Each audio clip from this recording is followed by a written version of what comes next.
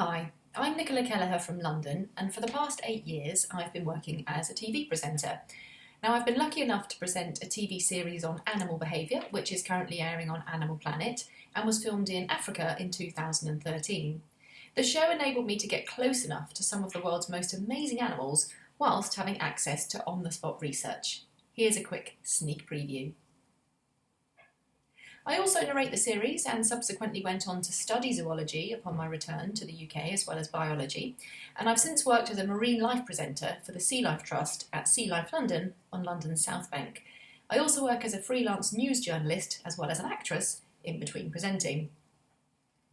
I'm a trained voiceover artist and have provided voiceovers for documentaries and corporate shows, but I have a huge passion for history, folklore and myth, and recently presented a new TV series called Supernatural Guernsey, which was all about the historical folklore of the mysterious island.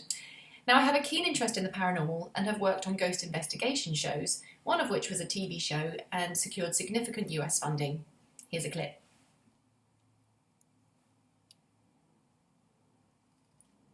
They say never work with children or animals, but I say never work with ghosts or animals, not unless you're prepared to run like the wind.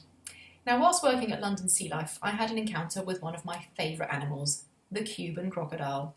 I know, a little bit strange, but they are fascinating.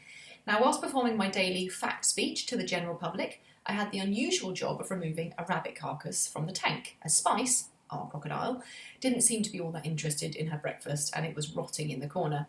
I volunteered the task of removing it whilst giving the speech. Now, Cuban crocodiles are ambush predators, so they often jump for their prey and can reach small mammals such as an unsuspecting monkey sitting on a low branch, poor monkey.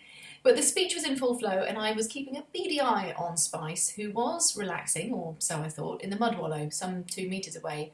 I lowered the litter picker onto the carcass and began to gently lift it from the tank, when all of a sudden Spice leapt into the air, over to where I was standing, but fortunately I was above the tank, not in the tank with her, and snatched the rabbit from right under my nose.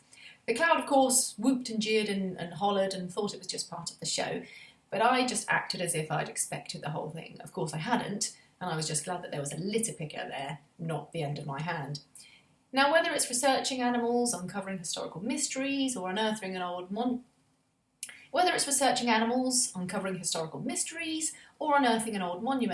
I'm just really happy to be working as part of a team that makes factual programmes.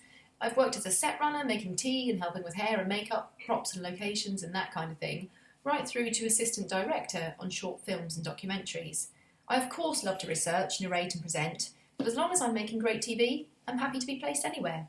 Oh, and by the way, I make a cracking brew, which, let's face it, is the most important part of any shoot. If you'd like to see more of some of the crazy things I've been up to in my presenting career, head over to www.nicolakelleher.com.